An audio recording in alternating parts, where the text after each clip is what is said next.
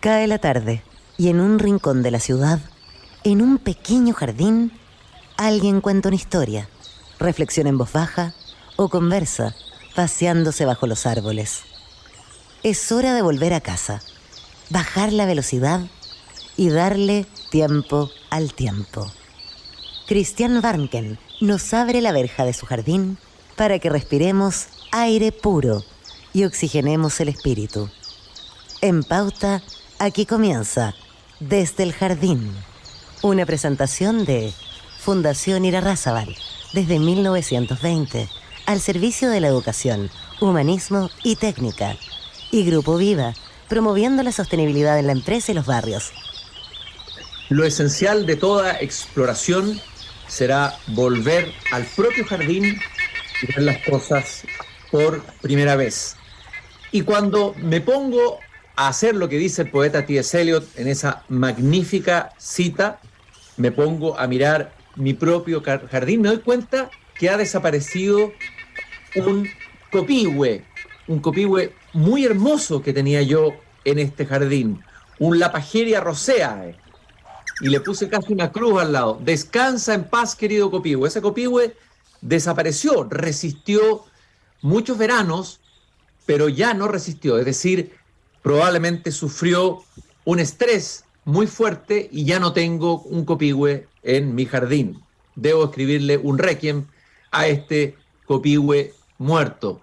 Y justamente para hablar de todo aquello, de todo lo que está sufriendo la flora, la fauna, pero también el ser humano y las comunidades en este tiempo, lo que tiene que ver con el así llamado cambio climático y otros fenómenos que también se cruzan con ese cambio climático, voy a caminar hoy día por mi jardín con Francisco Mesa, doctor PhD en ciencias atmosféricas, magíster en ciencias de la ingeniería en mención hidráulica, en fin, profesor de ramos extremadamente interesantes o de nombres muy sugerentes como biometeorología, climatología aplicada, también se ha especializado en la agricultura y el cambio climático. Quiero agradecerte, Francisco, por estar esta tarde caminando conmigo por este jardín. Yo feliz. Muchas gracias por la invitación. Muy provocadora las palabras tuyas al inicio en relación a estos cambios y a la desaparición de un copihue, ¿verdad? A todos nos inquieta. Bueno, a todos nos inquieta, a veces nos angustia y esa angustia nos puede llevar a la desesperación.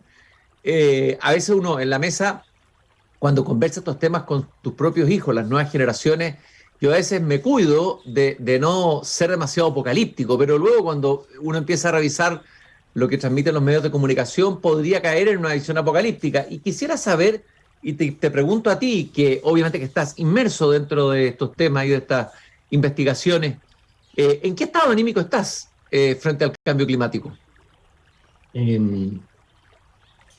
Mira, trato de mantener un ánimo de movilización, ¿ah? De acción.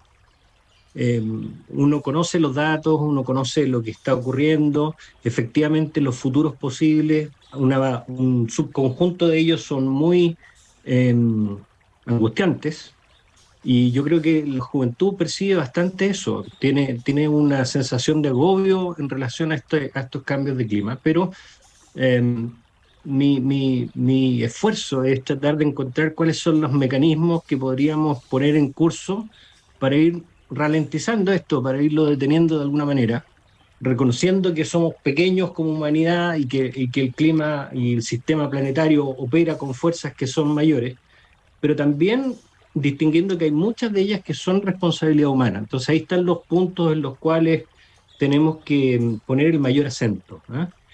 Y eso es un poco la llamada que hace toda la comunidad científica y que busca generar acuerdos en los paneles intergubernamentales de cambio climático, por ejemplo. Francisco, a propósito de lo que acabas de decir, la pregunta obvia es, ¿cuánto del así llamado cambio climático o de lo que está ocurriendo hoy en curso tiene que ver con intervención humana y cuánto no con intervención humana? Si pudiéramos casi graficarlo en porcentaje de alguna manera. Se hacen esfuerzos, de hecho, de tratar de distinguir.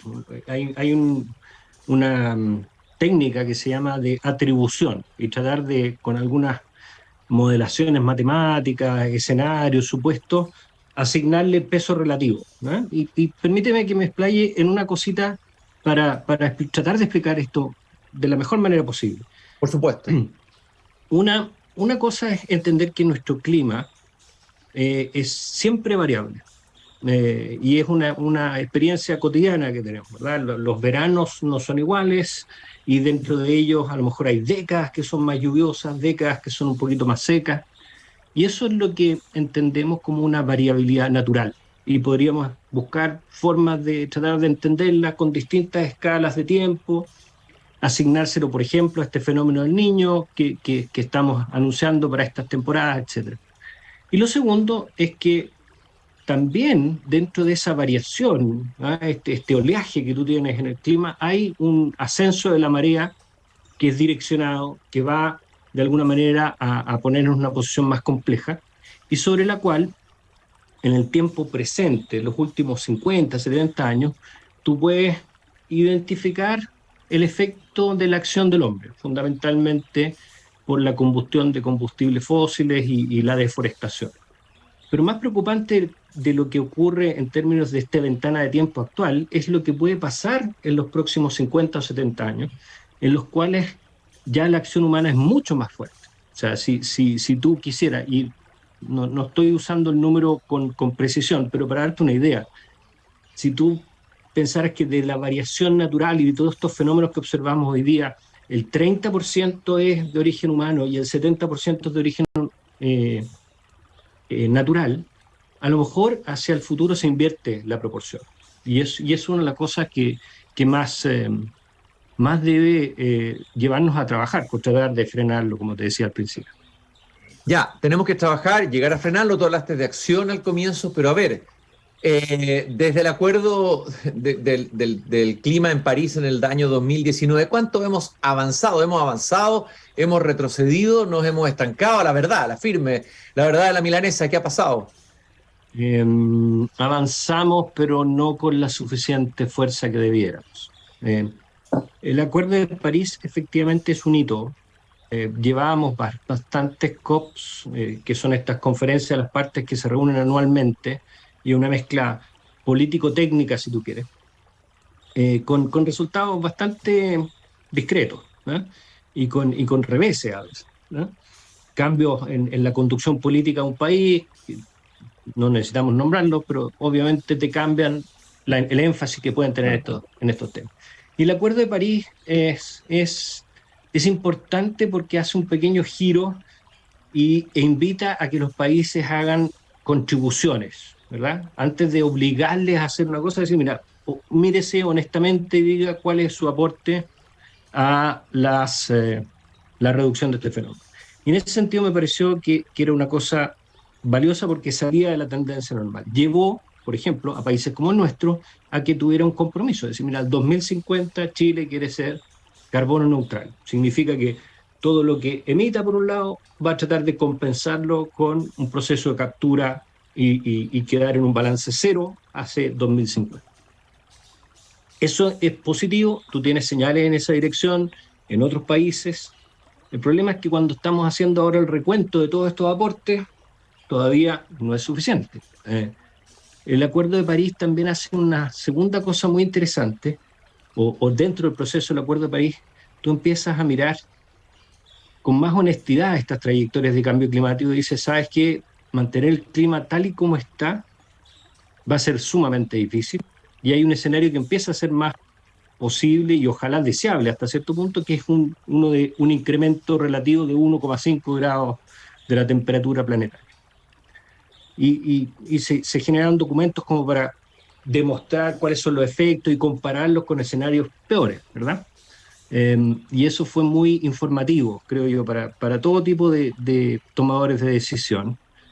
El problema es que en la última, más reciente, y en el último informe del panel intergubernamental de cambio climático más científico, se nos está también alejando ese escenario. Entonces hay una cosa que es como que requiere mucho más decisión, mucho más acción técnica, política, de movilización de recursos, Y hay un tema también que es cómo le pedimos cuentas, cómo nos pedimos cuentas de otros países, cómo nos fiscalizamos, si Chile dice puedo ser carbono neutral, ¿quién es el que va a decir, señor, demuéstreme de que está efectivamente cumpliendo su palabra empeñada? Ese tipo de mecanismos todavía son medio difusos.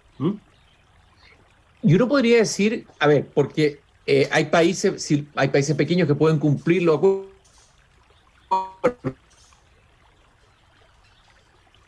más, o que no está cumpliendo o incumpliendo, se compromete ni siquiera a hacer cambios. Claro, efectivamente, las contribuciones que pueden hacer ellos, estos países más pequeños, son de alguna forma menores, ¿verdad? Pero nadie puede escaparse a la participación de este cambio. No puede haber personas, no puede haber países, no puede haber instituciones que estén mirando casi como cínica o especulativamente lo que pasa en el proceso y de alguna manera apuntando a los mayores contribuyentes. Porque si no, la verdad es que deja de ser un esfuerzo comunitario creíble y con viabilidad. Si tú vas a depender de 5 o 8 países que hacen las cosas, nada obsta que después en el futuro tus vías de desarrollo también sean igualmente contaminantes. Yo creo que hay que ponerse todos en una forma muy solidaria en esto. Últimamente, en los últimos días han aparecido noticias alarmantes, para variar, diciendo que las temperaturas globales se van a disparar en los próximos 5 años. Es decir, entre el 2023 y el 2028-27, ¿no? O sea, por encima de ese 1,5 grados que tú señalabas recién, que es el límite propuesto por el Acuerdo de París. Este aumento de las temperaturas globales está relacionado directamente con el fenómeno del Niño, y ahí me gustaría que me hicieras la relación o correlación entre el fenómeno del Niño y cambio climático. Son dos cosas distintas, pero que pueden estar trabajando juntas en esa dirección, ¿o no? Muy bien, exactamente tal como tú lo dices, pueden ser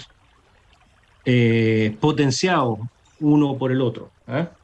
El fenómeno del Niño es algo que conocemos con ya una buena cantidad de años, varias décadas, de hecho. En algún momento, en los 90, incluso tuvimos la posibilidad de pronosticarlo con cierta confianza, ¿no? Con ciertas capacidades matemáticas para hacerlo.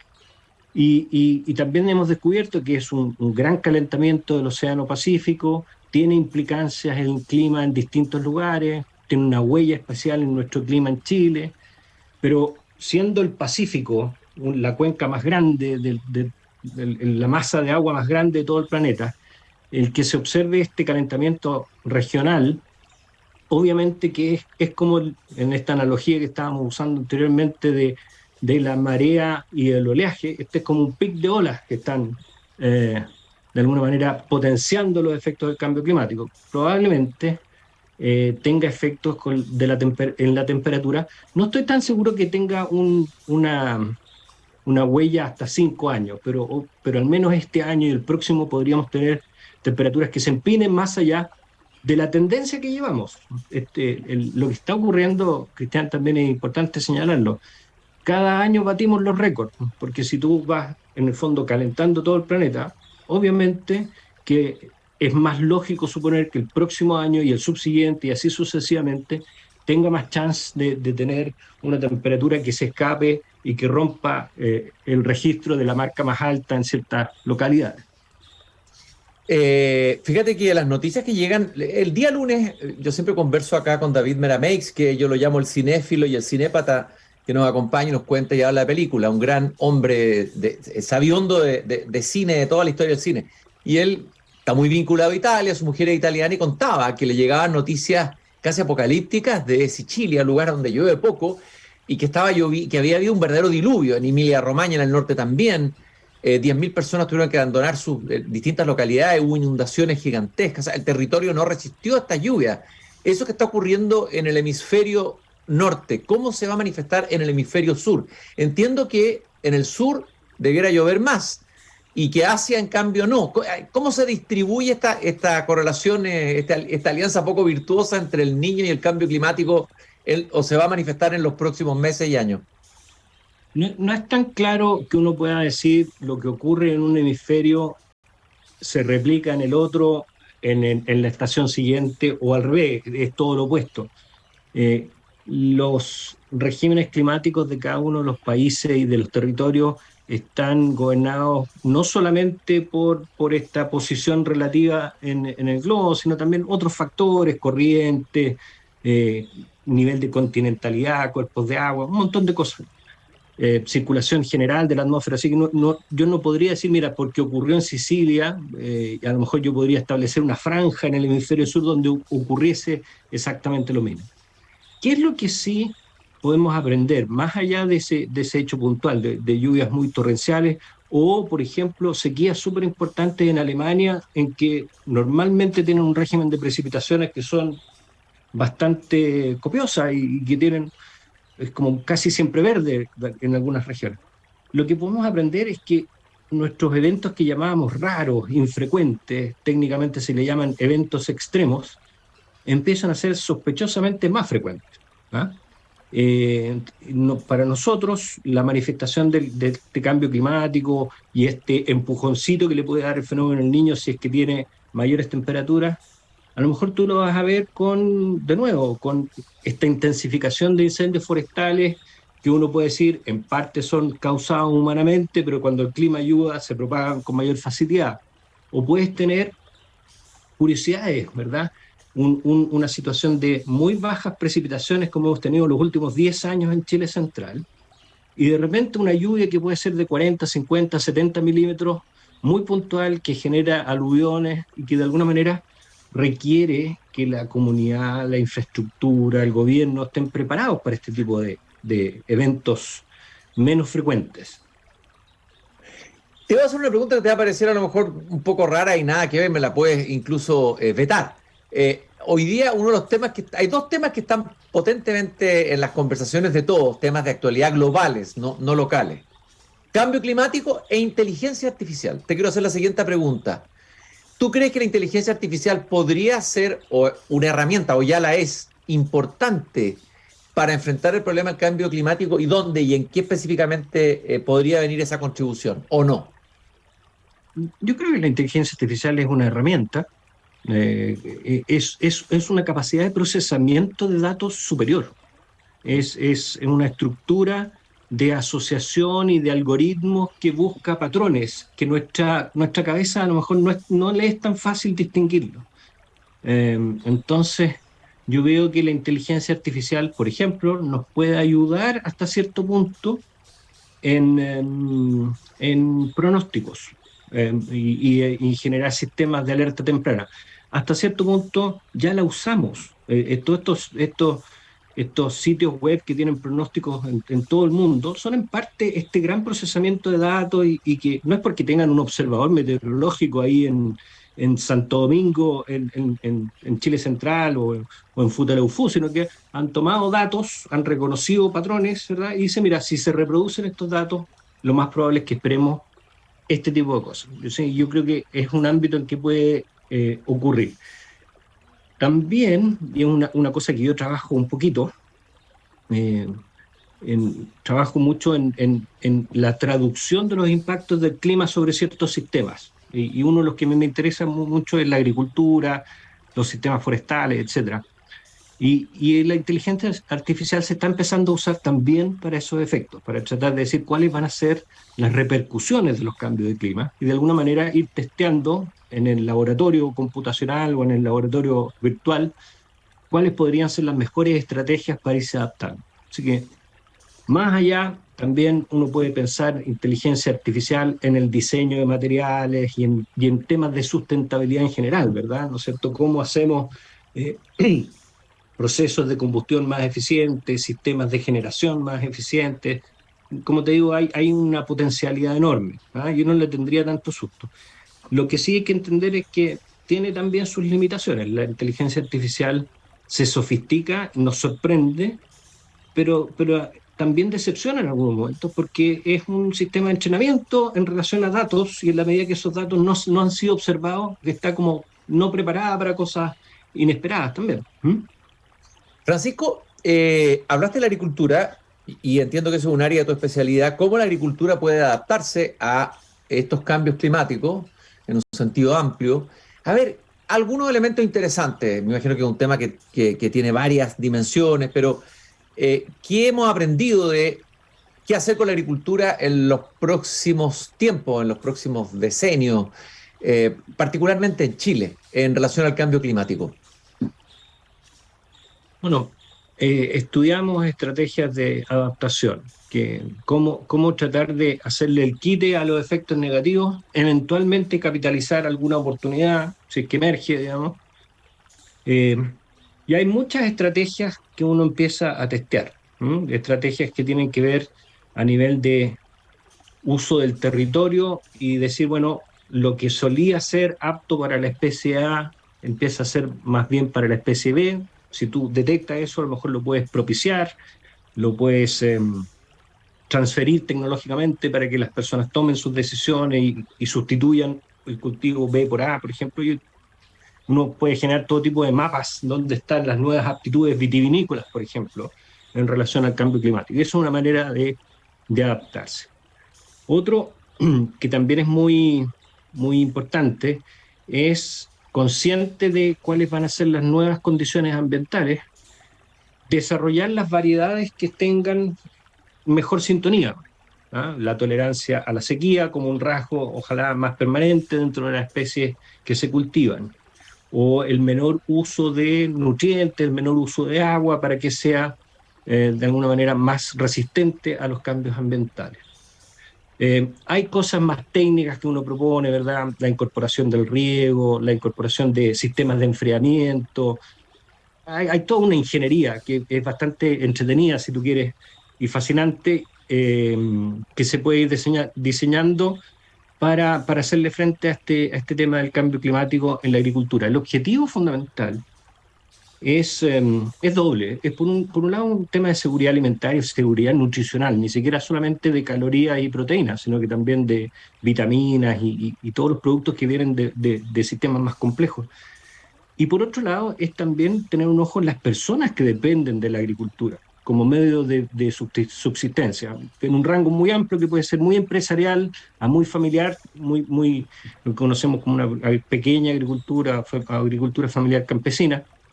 Todos ellos son personas que al final de cuentas, si esa actividad se ve deprimida, se empiezan a quedar sin herramientas de medios de vida y por lo tanto te va a generar un problema social y económico más o menos importante. Estoy conversando, caminando por mi jardín con Francisco Mesa, doctor en ciencias atmosféricas.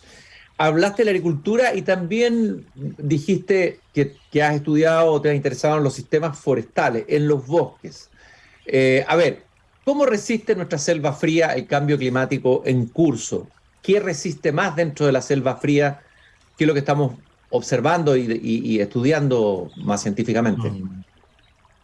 Mira, nuestro bosque siempreverde del sur que nos apasiona, ¿verdad? Y que es motivo de tanta inspiración y cobijo, la verdad es que puede tener niveles de fragilidad importantes, porque se sostiene en la medida que tú tienes ambientes con cierto tipo de temperaturas y también, sobre todo, con una oferta de agua por las lluvias, no solo en monto importante, sino bastante regular en el tiempo. ¿Ah? El clima a lo mejor de los 80, 90 y el 2000, tú tenías diferencias invierno-verano, pero no eran sustanciales o no eran tan sustanciales. Hoy en día tú estás teniendo verdaderos periodos breves de sequía y que pueden ser muy importantes porque deprimen la actividad de la vegetación, comprometen su capacidad reproductiva, al final empiezan a haber especies invasoras que son un poquito más adaptadas frente a eso. Así, ahí tienes un foco de preocupación importante, en la medida que tengamos buenos planes de conservación, áreas silvestres protegidas importantes, en extensión, tú generas una suerte de buffer, así como una protección. Tú no proteges un individuo en específico, sino una comunidad, una gran extensión, porque hay relaciones con la fauna, porque hay sistemas de reproducción que son dependientes uno de otro, hay una suerte de modificación del clima por la misma vida. Entonces, el hecho que una se sombree con otra, de alguna manera mitiga los efectos del cambio de clima. Así que tener ese tipo de estrategia es muy importante. Y por otro lado, uno se olvida, pero nuestro bosque de aquí cerca, es el Mediterráneo, ¿verdad? Es un bosque esclerófilo, con otro tipo de especies que se supone son súper adaptadas a las condiciones ambientales más rigurosas, pero como hemos estirado un poquito el chicle, por decirlo así, y llevamos 10, 12 años de condiciones secas, incluso este mismo bosque que es tan adaptado se empieza a resentir. Y tú tienes evidencias de muerte de individuos, de un desecamiento, una incapacidad de ir copando territorio, una degradación de los suelos asociados. Así que también hay que poner un ojo a este tipo de sistemas. Francisco, y por último, en una entrevista que le hicieron al filósofo Martin Heidegger en el momento más agudo de la crisis por la Guerra Fría, en que parecía que cualquier potencia podía tener una bomba atómica, había razones para estar pesimista y vivir en el miedo y en el terror a lo que podía venir, le preguntan, profesor, ¿cuál es la esperanza para que eso no ocurra y que nuestra civilización no colapse? Y él guarda silencio y dice, solo un Dios podrá salvarnos. Él era agnóstico, o sea, era preocupante su respuesta también. ¿Se podría decir algo parecido si alguien te preguntara hoy día qué esperanza hay de que revirtamos esto? Solo un Dios podrá salvarnos, o sea, algo que un imponderable. ¿Cómo responderías tú? Quisiera no llegar a estar en la posición del filósofo, ¿verdad? Quisiera no tener que llegar a un pseudo último recurso. Yo abrigo todavía la esperanza de que hay cosas que hacer. Y también con humildad, entender de que el futuro va a ser un poco distinto al que conocemos. Hay que aceptar un poco de eso, ¿ah? Porque efectivamente retroceder 30, 40 años en esta trayectoria ambiental, eso es sumamente difícil. Que estemos en una situación de colapso, una situación tan comprometida, quiero creer que no todavía. Quiero creer que hay elementos emergentes que pueden ser muy interesantes. Tecnologías, algunas muy duras, así como hidrógeno verde, y sistemas de generación de energía con fuentes renovables, pero también tecnologías un poquito más blandas basadas en la naturaleza, que hemos tratado de entenderlas mejor y aplicarlas, y que tienen un impacto en los niveles de vida bastante importante. ¿Cómo cuáles? ¿Los de naturaleza? ¿Podrías dar un ejemplo? Hay en otros países, por ejemplo, la protección frente a un problema de cambio climático que tiene que ver con exceso de lluvias, por ejemplo, evacuación y sistemas de drenaje basados en protección de humedales, o la regulación del clima de una ciudad con techos verdes, ¿verdad? Hay un montón de cosas que la misma naturaleza te ofrece, modelos, arquetipos de cómo se pueden hacer las cosas que tú puedes transportar y que podrían ser muy atractivas, porque además estética y espiritualmente son mucho más amables que el cemento, ¿verdad? Y nos pueden generar una cosa un poquito más atractiva para nuestro vivir. Francisco, yo te quiero agradecer este paseo que hemos tenido aquí en mi jardín. Mira, ahí en ese lugar estaba el copihue que desapareció, y le hago un homenaje a mi copihue desaparecido. Gracias por habernos acompañado esta tarde aquí en Desde el Jardín. Muchas gracias por la invitación.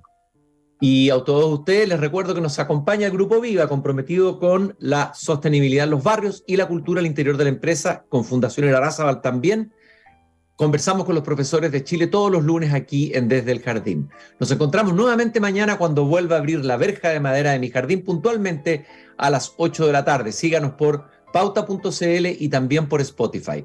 Nos encontramos nuevamente mañana. Gracias por habernos acompañado. Es hora de cerrar la verja de madera del jardín.